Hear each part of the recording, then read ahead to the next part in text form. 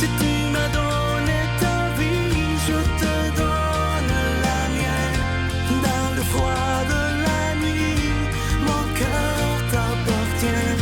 Et quand la tristesse arrive, je sais tu es là, toujours près de moi. Bonjour, bienvenue à votre émission La Victoire de l'amour. J'espère que vous allez bien cette belle journée du mois d'octobre. Je ne sais pas si vous êtes comme moi, mais c'est une période que j'aime beaucoup lorsqu'on voit les belles couleurs de l'automne. Aujourd'hui, un invité tout à fait spécial. Il est prêtre maintenant, mais avant d'être prêtre, lorsqu'il était jeune, il a eu un bar et un bar-restaurant.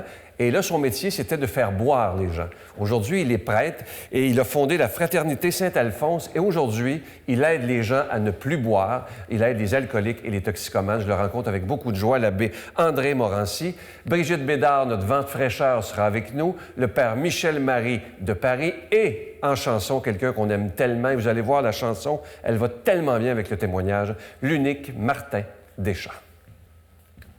Bonjour, l'abbé Morancy. Bonjour, Sébastien. Merci d'être là. Vous avez toute une histoire. Oh oui, rendu à 68 ans, il y a du stock. On va reculer dans le temps. À 17 ans, vous avez fait le noviciat et vous n'avez pas été accepté. Qu'est-ce qui s'est passé? Bien, c'est sûr que j'ai fait ça pendant un an et demi. Dans ce temps-là, il y avait le pré-postulat, le postulat, puis j'avais rentré au noviciat, puis après 6 mois, le père maître m'avait dit d'aller maturer, d'aller vieillir.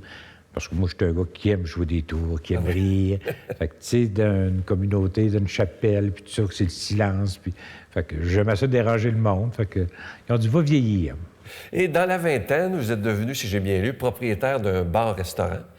Oui, ça, quand j'ai quitté la communauté, là, pour moi, c'était fini, ça. Tu sais, pour moi, Terminé. Côté vocation, là, non. Ça, je me disais, c'est autre chose, ma vie.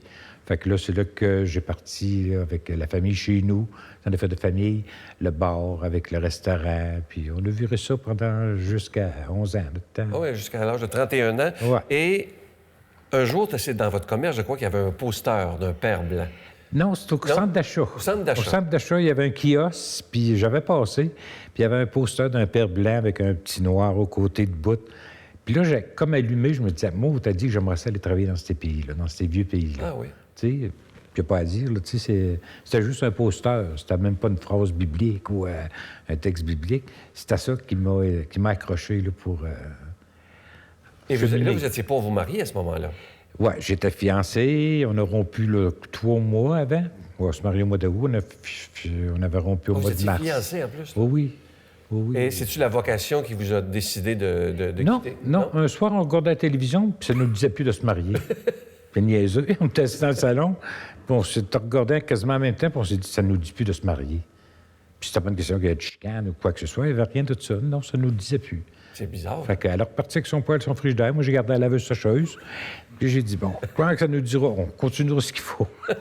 Et un jour, à travers tout ça, la faillite est arrivée. Oui. Ben là, j'avais vu mon poster, puis là, ça me travaillait le corps, ça, là, veux pas.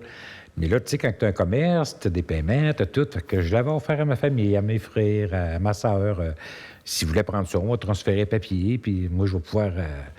Mais j'étais dire à Dieu, garde, moi, je serais bien prêt à te suivre, mais garde ce que j'ai dans les mains. Tu sais, j'avais une maison aussi. Fait que ça n'a pas pris 6 mois, puis la faillite est arrivée dans le décor. Et puis là, tu comprends pas sur le coup, là. Tu sais, j'étais 2 mois, là, je te vire à l'envers, là, pourquoi? Puis, tu t'imagines pas de faire une faillite, tu sais, dans quelque chose que tu as mis d'énergie pendant 11 ans de temps, avec ta famille aussi là-dedans, là, tu sais. Fait que c'est de même que c'est arrivé, là, après 11 ans, là, la faillite est arrivée dans le décor, puis là, j'ai fait un petit burn-out. Tu sais, je peux dire, là, j'étais renfermé, là, chez nous, là, on avait loué une maison pour... vu qu'on se mariait, puis tout. Puis je sortais plus. Tu sais, je voulais plus voir personne. Non, là, tu sais, la honte aussi. Ouais, tu sais, il y a l'orgueil, là, aussi, tu es un homme d'affaires. Tu es connu de Shawinigan. Moi, je viens de Shawinigan, là. Fait que... Là, vous aviez dans la trentaine à ce moment-là. Oui, 31, pour vrai. Ouais. Et comment vous êtes revenu, comment le Seigneur vous a séduit, là? Bon, on sait le poster, mais comment vous êtes revenu à la vie religieuse? Parce que c'est pas évident de devenir prêtre, là. Oui, c'est niaiseux. Parce que mon point de départ, c'est un matin, j'ai levé ma toile de ma chambre. Puis le gros soleil pétait, tu sais. Ah, j'ai dit non, ma vie s'arrête pas là. Puis c'est là que j'ai pris ma démarche. J'étais voir le curé de la paroisse qui me connaissait parce que j'étais un hôtelier, restaurateur. ne me connaissait pas comme paroissien, là, tu sais. J'étais pas pratiquant, là. Un prêtre qui n'était pas pratiquant. Ouais, dans ce temps-là, c'était le mariage, les funérailles, l'église, tu sais, point.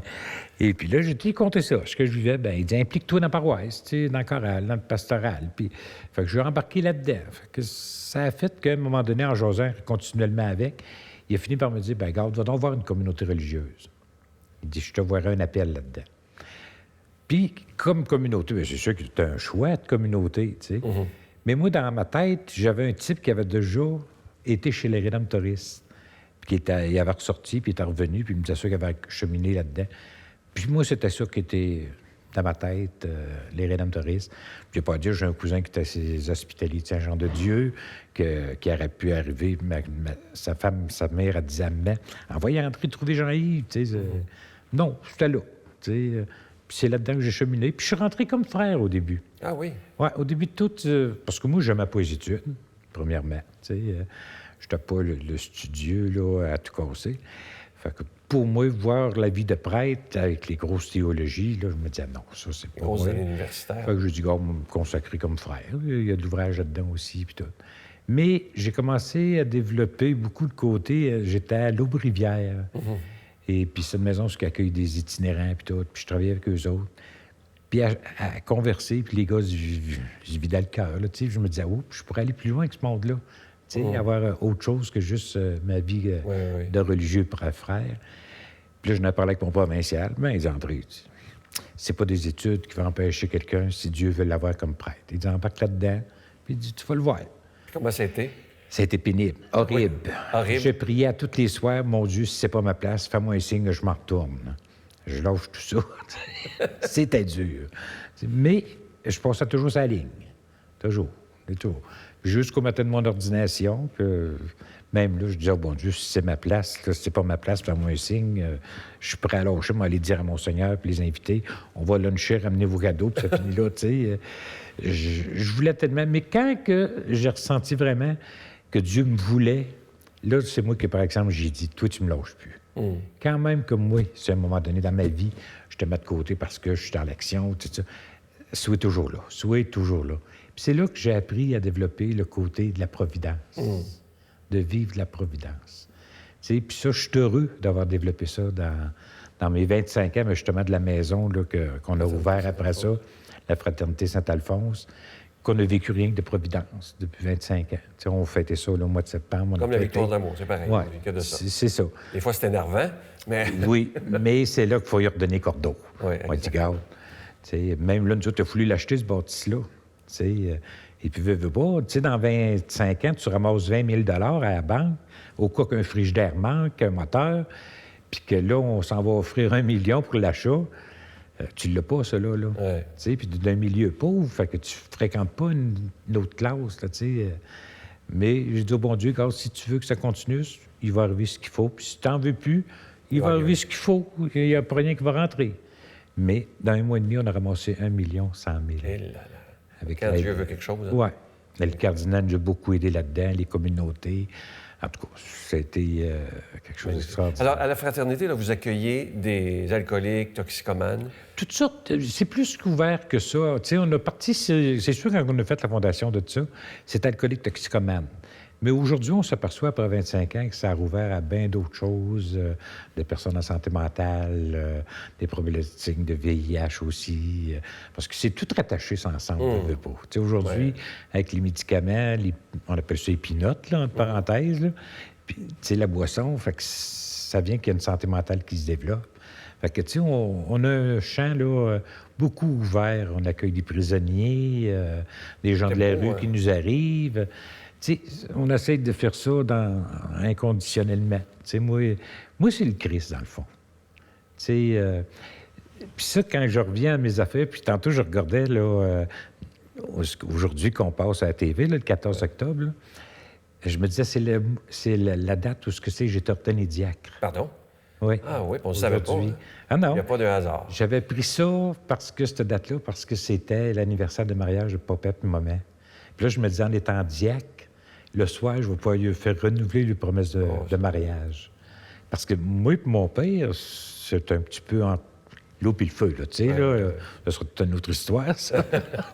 Mais je me disais, papa, il va me dire qu'il est fier, tu sais, si le soir, il voit que son fils, là, qui est diacre, ben, tu sais, il va faire renouveler ça. Puis, à la fin de compte, ça n'a pas marché. Ah non? Non. Il me disait, ben, ça va être à l'ordination, quand je vais être ordonné, tu sais. Puis là, encore là, juste me faire enrager encore plus, il meurt le lundi, puis moi, je suis ordonné prêtre le samedi. Fait que... Mais on est réconciliés aujourd'hui, là. Oui. C'est se réconcilier. Mais tout ça arrive, là, tu sais, c'est pas pour rien dans notre vie. Je lisais sur vous que lorsque vous voyez quelqu'un arriver à la fraternité, c'est le Christ que vous voyez arriver, le Christ souffrant. Oui.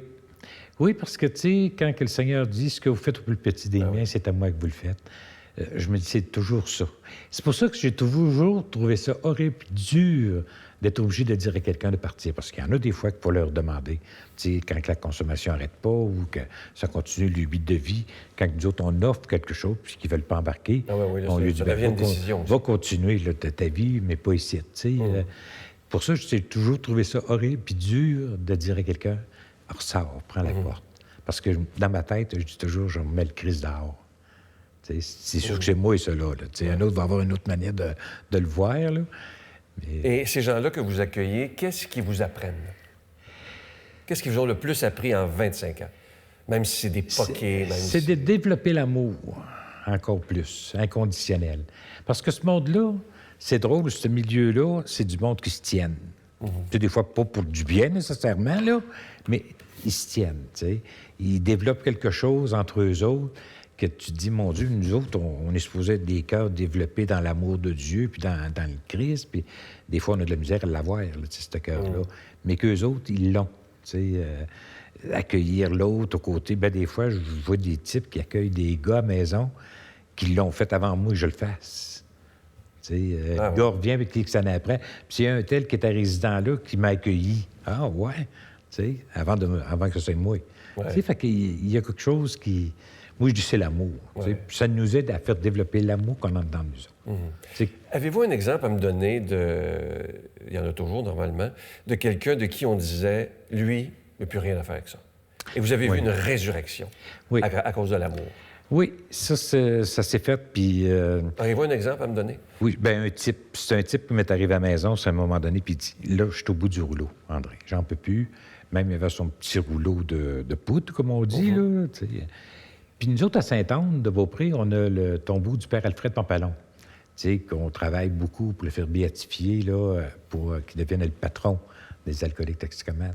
Fait que j'ai dit, viens avec moi, Steve. On a monté à Sainte-Anne. J'ai dit, mets ton petit rouleau, là, dans la craque, puis on mettait les intentions de prière. Puis j'ai dit, mets-toi à genoux, puis prie-le. C'était pas un gars d'église, là, tu sais, c'était pas un gars... Puis il l'a fait, tu sais. Il embroyait, là, tu sais, sur le tombeau. Puis on s'est revenu. Puis là... Ça a été bon. Tu sais, il a continué à la maison. Pas de rechute, pas de besoin, là, tu sais. À un moment donné, il est parti, il s'est trouvé une job, il s'est marié, puis il est revenu avec ses enfants à un moment donné me voir. Il dit, regarde, André, ce que j'en suis rendu dans ma vie. À cause de ce voyage-là qu'on est parti d'ici, qu'on est allé voir petit Fred au tombeau. Ça doit être valorisant pour vous, quand même. Ça doit être touchant, ça, là. Ben, moi, je dis merci à Dieu. Parce que c'est Dieu qui fait ça. Ah ben oui, nous autres, on n'a rien que des instruments. Moi, aujourd'hui, c'est le même. Parce qu'au début de tout, c'est sûr que tu veux sauver tout le monde. Tu veux même faire les affaires à leur place pour les sauver, tu sais. Mais tu t'aperçois à un moment donné que tu es juste là comme un instrument. Tu sais, nous autres, à la maison, on a le cheminement spirituel des gars. Des maisons d'aide, il y en a. Il y en a beaucoup, tu sais. Mais nous autres, ce qui fait notre spécificité, c'est le côté religieux. Tu sais, moi, tu vas te promener dans une maison, tu vas voir la statue de la Vierge, tu vas voir la statue de... Tu sais, des crucifix. Puis on a un autant de prières dans une chapelle. J'ai une chapelle, 125 personnes dedans. Fait que, tu sais, on a des temps ensemble où ce que c'est que... Prends-les Dieu ou prends-les pas, ça te regarde, toi. Parce que moi, c'est ça que je lui dis toujours. C'est pas parce que je veux que tu ailles à la messe tous les dimanches. Je veux que tu partes d'ici, que tu saches que tu n'es plus tout seul. Oh, c'est beau. Tu as quelqu'un qui est en dedans de toi. Tu ne seras plus jamais seul. C'est rien que ça que je le désire, que tu rencontres Jésus-Christ. Je vous écouterai pendant des heures. Une chance que vous aviez dit avant l'émission que j'étais gêné. Je veux vous remercier d'être ce que vous plaisir, êtes. Parce que je ne vous connaissais pas. Là, je vous connais un peu. Et vous êtes un prêtre qui est vraiment à sa place. Ça se sent. Et ça se voit. Vous êtes toujours avec votre beau sourire. Vous nous donnez le goût de croire encore plus. Et je vais vous offrir une belle chanson, vous l'avez entendue en répétition, de Martin Deschamps. Écoutez bien les paroles. On dirait qu'elle a été écrite pour l'abbé André Morancy. Ça s'intitule « Une maison ».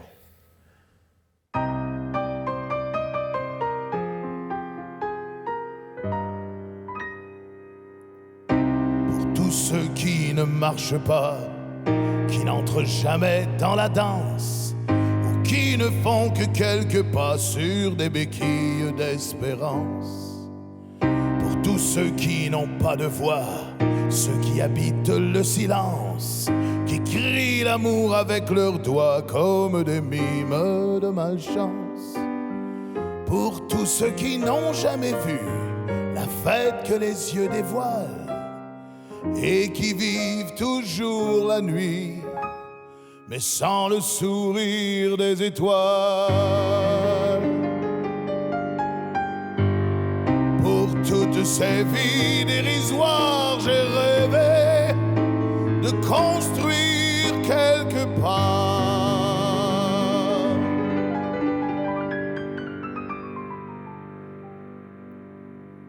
une maison. Et tous ceux qui cherchent un abri y viendraient pour passer la nuit quand il ferait noir dans leur vie. Une maison. Et tous ceux qui cherchent un ami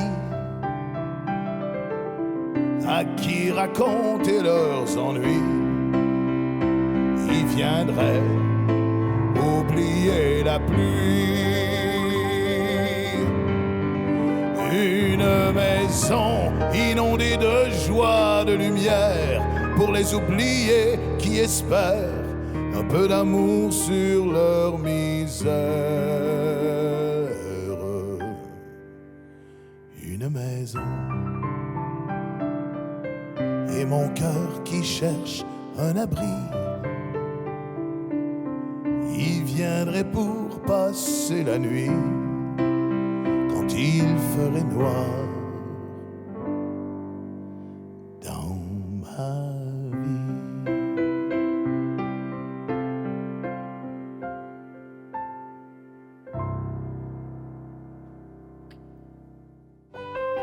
Notre Père qui es aux cieux, que ton nom soit sanctifié, que ton règne vienne, que ta volonté soit faite sur la terre comme au ciel.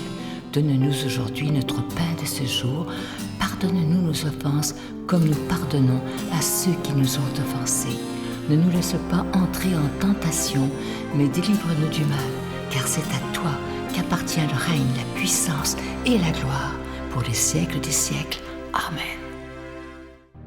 La victoire de l'amour présente Marie, mon secret, icône de la beauté divine. Avec le Père Michel Marie plongé dans cette véritable retraite spirituelle de plus de 6 heures sur Marie, Mère de Dieu. Et apprenez comment il peut naturellement nous guider vers son Fils. À partir de 49,99, obtenez-le en ligne sur lavictoiredelamour.org en format DVD au 514-523-4433 ou le 1-888-811-92-91. Laissez enfin Marie vous combler de sa grâce. Je suis tellement content de vous parler de ce magnifique cadeau du mois. Il s'agit du nouveau symbole de la victoire de l'amour que je porte fièrement d'ailleurs à mon veston depuis quelques semaines. Il s'agit d'une épinglette. Elle est plaquée or et argent. C'est autant pour les hommes que pour les femmes. Et c'est beaucoup plus qu'un bijou, cette épinglette. C'est le symbole qui nous réunit, toute la famille de la victoire de l'amour. Alors, vous la recevrez avec un don de 25 $ et si vous en voulez deux, avec un don de 40 $. Et je vous rappelle que cette épinglette, elle est déjà bénie. Je vous donne l'adresse pour ceux qui veulent faire leur don par chèque. Alors, c'est dans la Victoire de l'amour, casier postal 120, succursale Boucherville à Boucherville, le J4B 5E6. Je vous la redonne. La Victoire de l'amour, casier postal 120, succursale Boucherville à Boucherville, le J4B 5E6. Également par téléphone, par carte de crédit dans le 514-523-4433, 523-4433 ou sans frais, le 1-888-811-9291, 1-888-811-9291 et aussi sur notre site Internet, une façon sûre et efficace et très rapide de faire votre don, le www.lavictoiredelamour.org. à Hergé et à la demande générale. Vous savez que ça a été une popularité incroyable, le chapelet de Jésus Miséricorde. Vous avez demandé qu'il revienne. Alors, on en avait manqué, mais là, les religieuses ont eu le temps d'en fabriquer d'autres. Vous savez qu'ils sont fabriqués par une communauté religieuse à Mexico. Je dois vous dire qu'ils ont travaillé très, très fort. C'est pas fait en usine, c'est vraiment fait dans la prière. Alors, pour ceux qui voudraient se procurer, encore une fois, le chapelet de Jésus Miséricorde, il est maintenant toujours disponible. Je veux prendre le temps de vous remercier de tout cœur de votre grande générosité et merci aussi, et c'est très important, de votre prière.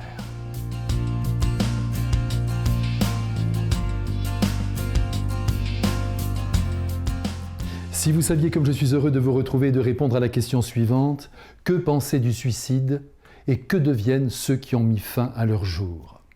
Je rappelle d'abord un principe de fond qui habite l'être de Dieu et que saint Paul nous a révélé. Dieu veut que tous les hommes soient sauvés.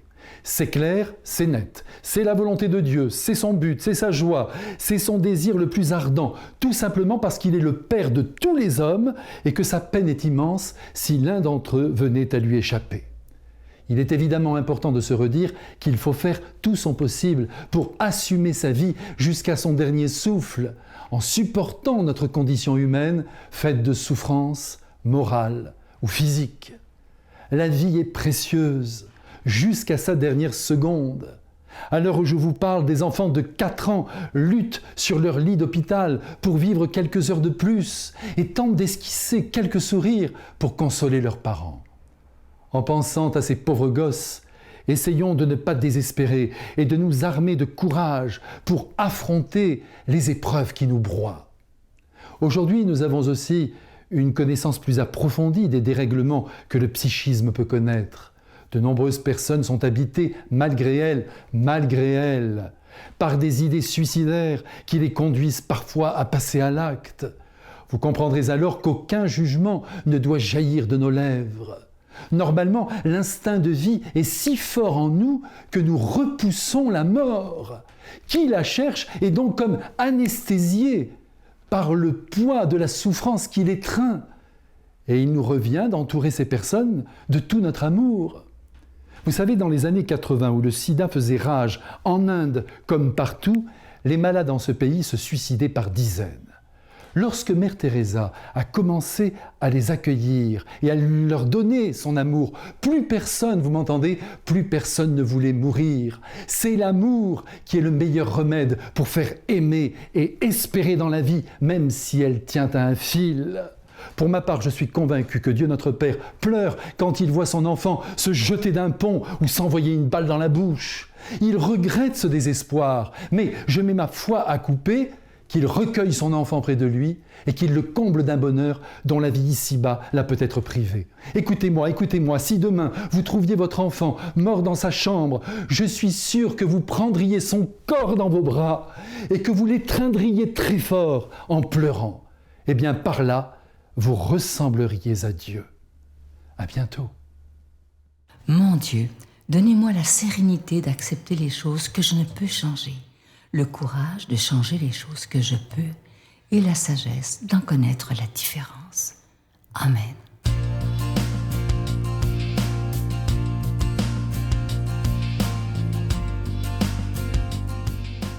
Bonjour tout le monde. Aujourd'hui, c'est Jésus qui appelle le jeune homme riche. Jésus se mettait en route quand un homme accourut et tombant à ses genoux, lui demanda: « Bon maître, que dois-je faire pour avoir la vie éternelle en héritage? » Jésus lui dit: « Pourquoi dire que je suis bon? Personne n'est bon sinon Dieu seul. Tu connais les commandements. Ne commets pas de meurtre, ne commets pas d'adultère, ne commets pas de vol, ne porte pas de faux témoignages, ne fais pas de tort à personne, honore ton père et ta mère. » L'homme répondit: « Maître, tout cela, je l'ai observé depuis ma jeunesse. » Jésus posa son regard sur lui et il l'aima. Il lui dit: « Une seule chose te manque. Va, vends ce que tu as et donne-le aux pauvres. Alors tu auras un trésor au ciel. Puis viens, suis-moi. » Mais lui, à ces mots, devint sombre et s'en alla tout triste, car il avait de grands biens. Alors Jésus regarda autour de lui et dit à ses disciples, « Comme il sera difficile à ceux qui possèdent des richesses d'entrer dans le royaume de Dieu. » Les disciples étaient stupéfaits de ces paroles. Jésus, reprenant la parole, leur dit, « Mes enfants, comme il est difficile d'entrer dans le royaume de Dieu. Il est plus facile à un chameau de passer par le trou d'une aiguille qu'à un riche d'entrer dans le royaume de Dieu. » De plus en plus déconcertés, les disciples se demandaient entre eux, « Mais alors, qui peut être sauvé? » Jésus les regarde et dit, « Pour les hommes, c'est impossible, mais pour Dieu, mais pas pour Dieu, car tout est possible à Dieu. » Acclamons la parole de Dieu. Vends tout, laisse tout, puis suis-moi. C'est juste ça qui te manque. Bien, on pourrait dire que le père Morancy, il n'a même pas eu besoin de vendre quoi que ce soit. C'est lui-même qui me l'a dit. Il a tout perdu. Mais est-ce que ça l'a facilité vraiment le fait de prendre cette décision pour suivre Jésus? Il a bien fallu qu'il se débarrasse d'une coupe d'affaires. Puis même Martin Deschamps, dans sa chanson, il en parlait de ça. Il faut qu'on se débarrasse de quelques affaires pour partir puis changer quelque chose. Partir puis suivre Jésus, ça nous demande un renoncement à quelque chose. C'est quoi? À quoi je dois renoncer, moi, aujourd'hui? C'est pas juste l'argent.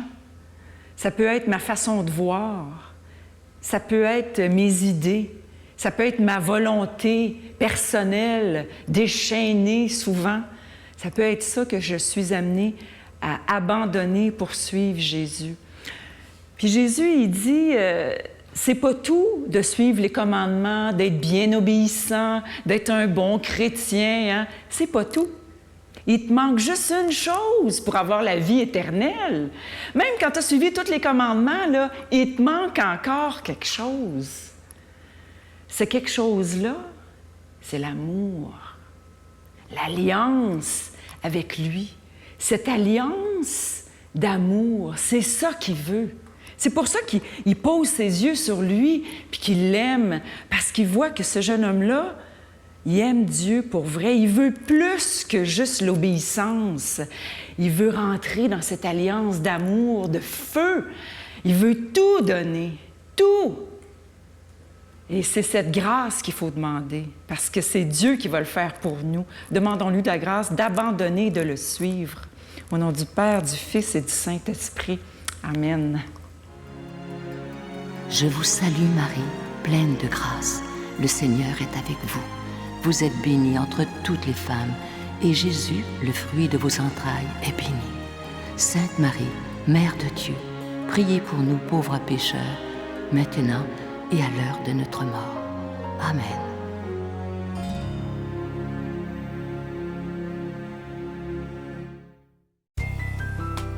La Victoire de l'amour vous invite à venir vivre des moments inoubliables en Italie en compagnie du père Michel Marie, Miguel Padilla, Brigitte Bédard et la participation occasionnelle de Sylvain Charon. Nous visiterons Venise, Vérone, Pise, Florence, Assise, Tivoli et Rome, la ville éternelle. Célébration eucharistique avec le père Michel Marie. Nous assisterons aussi à l'audience générale avec le pape François au Vatican du 1er au 13 juin 2019. Information 514-288-6077 ou sans frais 1-800-465-3255. L'abbé Morancy, j'aimerais ça que vous... Bon, il y a 250 000 personnes qui sont là. Il y en a là-dedans qui souffrent, qui sont peut-être prêts avec toutes sortes de problèmes d'alcool, de drogue, peu importe. J'aimerais qu'en particulier, eux et leurs parents, parce que des fois c'est difficile pour les parents, vous les bénissiez d'une façon particulière. Fait qu'on va demander au Seigneur de venir toucher ces cœurs, de venir toucher toutes ces personnes qui sont dans la souffrance, qui ont mal, pour qu'ils puissent trouver vraiment cette paix, cette joie que Jésus nous promet à chacun et chacune de nous, et que Dieu Tout-Puissant nous bénisse, le Père, le Fils et le Saint-Esprit. Amen. Merci beaucoup d'avoir été là. Merci infiniment. Je vous souhaite une belle journée. À demain. Bye.